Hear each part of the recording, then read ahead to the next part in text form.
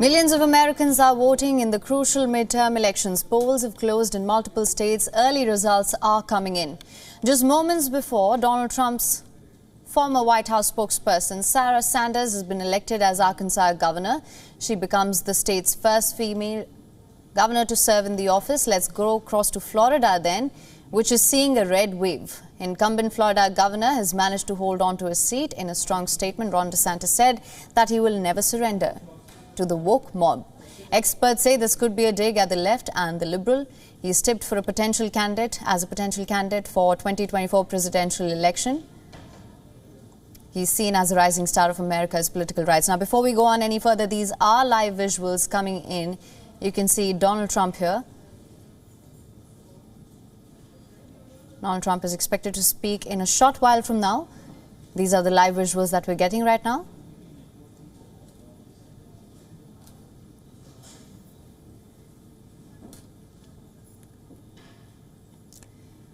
Moving on for now, onto the Senate race here. Incumbent Marco Rubio has made his victory speech after Val Demings conceded defeat. A former Orlando police chief, Demings was the underdog against Rubio, and the Republican has successfully sought a third term in office. Former President Donald Trump flew to his home states, rooting for both of them, but the cracks between Trump and DeSantis, they're clear as day here. During one of Trump's rallies, he even called Governor DeSantis sanctimonious.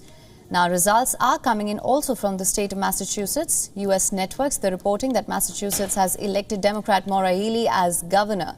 Healey will, in fact, be America's first openly lesbian governor. 51-year-old Healey, she flipped the seat from Republicans. She's comfortably defeated a rival, Jeff Deal, according to U.S. media reports. The 2022 midterm elections are shaping up to be the most consequential in the nation's history. The control of the Congress here is at stake. All 435 seats in the House and 35 of the 100 seats in the Senate are on the ballot. Dozens of governorships, secretaries of states, attorney generals are also on the ballot. The midterm elections here will determine the future of U.S. President Joe Biden's agenda, and it will also test the viability of another White House run by Donald Trump. And according to data from U.S. Election Project, more than 42 million Americans, they voted ahead of Election Day, either by mail or in person. However, there were some problems with dozens of electronic vote counting machines as well. In the battleground state of Arizona in particular, former Republican President Donald Trump was quick to react.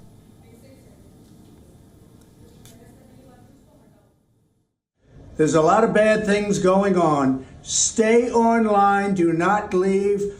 I know you don't want to be there as long as they're going to try and force you. They want to delay you out of voting, and you cannot let them delay you out of voting. So to the people of Arizona in particular, because that's the one that's come up right now, stay online, don't leave. Already a lot of people have left, and it's very, very unfair what's going on. Maricopa County, don't leave. Stay there.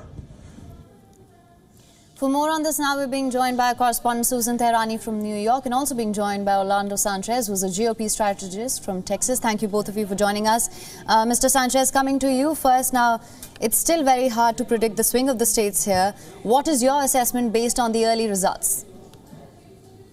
Well, it's a good night for the Republicans. I'm in the state of Texas, and of course, it's a good night for us. We held our incumbent governor and most of the positions statewide. The key question for the state of Texas, of course, is to see how the Hispanic community in Texas and Arizona, Nevada, and even Colorado may be voting.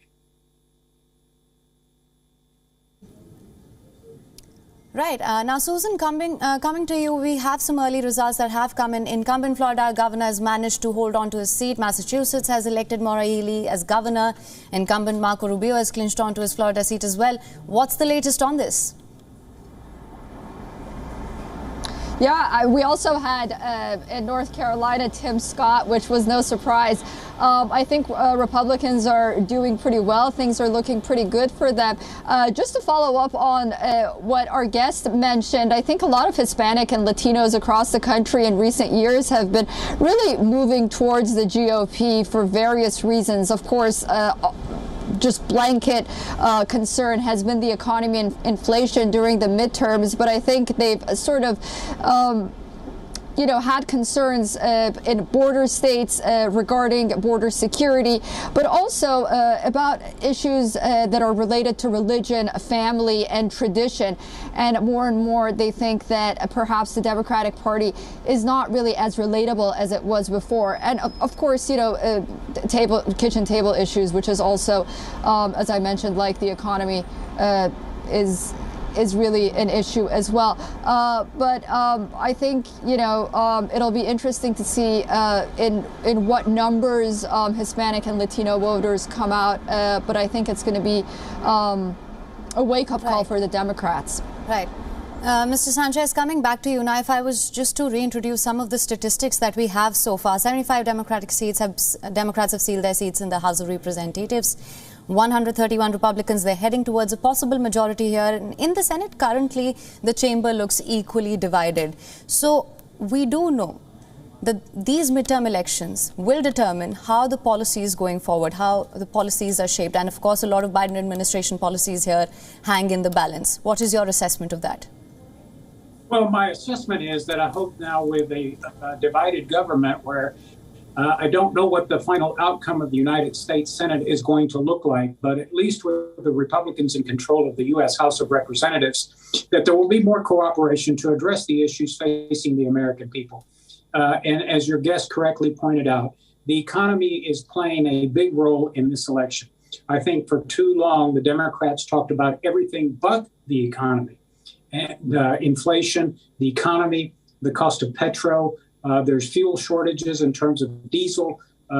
There's problems in the inner cities. Crime is going through the roof, out of control in urban areas. And so people want stability. They want a bright economic future. Hispanics, which we're all looking at, because like in Texas now, the largest ethnic group in the state of Texas are Latinos, Hispanics. And they want economic opportunity. They want secure neighborhoods. They want a good education for their children. And the Democrats talked about everything but that. Right. And so they're paying the price tonight. And so we'll see what ultimately happens. But I hope the outcome is good cooperation between the White House, the House of Representatives, and the U.S. Senate. Right, absolutely. In fact, this is a concern that has been raised by a lot of voters as well. There are other issues apart from inflation, of course, abortion rights, gun control, immigration. We also know that this is happening in the backdrop of the Russia-Ukraine war, and the United States plays a very vital role there. So how do you assess the fallout of this? Well, look, the United States has always played a role in promoting freedom and liberty around the world, whether it was in Vietnam, reluctantly, as you know, in World War I and World War II. We will stand up against aggression and the diminution and the elimination of human rights and freedom around the world. We don't want any more real estate. We don't want to take over any country. We don't want to be... So we're doing combinations of both. I'd like to welcome the fake news media, which is back there. There's a lot of people back there. That's incredible. That's a big group. They must be expecting something big tonight. Actually, they were hoping for big losses, but that's not happening. So the numbers have been amazing so far. Now, this is just up until this point. But as of this moment on endorsements, with the nominations, we had a total of 330 endorsements on nominations. This is only on nominations. This isn't for tonight. And of the 330, we won 200. We won 324. So if you think 224, and some of those were long shots, in all fairness. They were down in fifth place. We had a lot of people in fifth place that went to first, but it was 224 out of 330, and that's a pretty good number. And then tonight, because they kept saying, well, he's good on nominations, but is he good on the general election? So as of this moment, and we have some out there, we are 80 wins and 3 losses. Is that good? Wouldn't that be funny if we were better on the general election than the nominations themselves? So that's great. Now, North Carolina, just out, Ted Budd is now leading, doing great. He's leading 51-47. In Missouri, very good guy, Eric Schmidt is now up 55-43, and he's against a Bush, but a different Bush. It's called An Anheuser-Busch. That's a different Bush. You tell me which is the real Bush. In Ohio, J.D. Vance is now leading, 52-47. And we had an incredible rally last night in Ohio. And you saw that in Florida, Marco Rubio, we had an unbelievable rally for Marco the night before with the heaviest rain I've ever been involved with. I was up there. It was beautiful, everything. This is the tropics, right, Florida? It was so beautiful. It was the most beautiful night. And all of a sudden, it turned deadly dark. And it was like you had massive pails of water that just fell on top of me. We went through the worst storm, but we gutted it out. I had no teleprompters. We had 45,000 people out there. We had no teleprompter. And I said, I wonder what Biden would do right now. But we gutted it out, and it was amazing. But Marco had a fantastic evening at 58-41. That's really tremendous. That's as of this moment.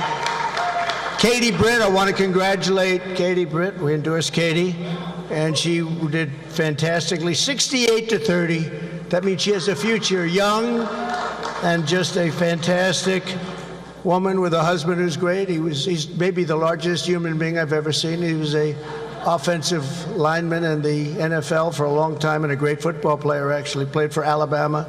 But Katie, congratulations to you. And we have a lot of other good ones going out there. Herschel's leading right now. So we have a lot of big races going on right now. So enjoy that, enjoy the food, and enjoy everything. And really, in all fairness, it is a great honor to have the media with us. And we hope you enjoy yourself and this wonderful group of people. These are the people that you read about. They are not the nicest people in the world, but they are brilliant financially. We're not going to see any great football stars in here, but we do see brilliant people. But but they're great people and very, very successful people, and they want what's good for the country, and that's why they're here. And I want to thank you all for being here. And again, to the media, thank you very much. Have a good time. Thank you. Well, that was former U.S. President Donald Trump there. Trump addresses as the GOP seems to be making some gains here. Now, going back to Mr. Orlando Sanchez, thank you so much for staying on with us. That was a live address by Donald Trump, of course, lined with a lot of digs and sarcasm here. He also said earlier that he will be making a very big announcement on the 15th of November. And what we've seen in the run-up to these elections is that the focus somehow seems to be shifting to the 2024 presidential elections already. So would you say that that is correct and there seems to be a shift here and that the Republicans seem to be gaining ground here? Oh, I can assure you that by tomorrow morning, certainly by the end of the week, the focus will be on 2024. The candidates will begin to align, seek endorsements, and the 2024 primary races for the Democrat nominee, if Joe Biden decides not to run again, will be in full swing, as will the Republican primary race. So it'll be, we finish one election and we're going right into the next one. Well, that seems to be correct here. Also, let's talk about the Russia-Ukraine war. We were on that before we cut out to this address. There has been a lot of talk about the kind of aid that has been going from the United States to Ukraine. Do you think if there is a strong Republican showing, there would be some impact on the aid that has been going to Ukraine and the role that the United States has played here? Well, I think that the Republicans, of course, especially if they control Congress, and as you know, Congress controls the purse strings in the United States, will review the amount of military aid that's going to Ukraine. Obviously, I think that the United States is committed to protecting liberty and freedom in Ukraine. I don't think that commitment is going to waver, regardless of if it's the Democrats or the Republicans in charge. Will they review the amount of money going over? Yes, they will. But I don't think it's going to diminish the support for the Ukrainian operations. Right. Of course, when we talk about inflation, abortion rights, gun control, immigration, what sort of policy changes do you think that the American voters are in for? Well, gun control, as you know, is always a very difficult situation. The Constitution of the United States protects every American and gives them the right to own and bear arms. That has been corroborated by the Supreme Court. And so it's going to be very difficult to strip away that freedom. Will there be some legislative changes in certain states to try to tighten up the rules for gun ownership? Probably. With respect to the inflation, I think that the Republicans are going to focus on diminishing government expenses. They may be cutting back on some of the Green New Deal and the Build Back Better and some of the proposals passed by the last Congress. With respect to immigration, it is imperative that the United States secure the southern border. We're getting about 250,000, that's 250,000 illegal, uninspected crossings on the southern border between Mexico and Texas, and we just cannot sustain that. All right. Mr. Orlando Sanchez, thank you so much for joining us on this broadcast with all your inputs on this. Thank you. WION is now available in your country. Download the app now. Get all the news on the move.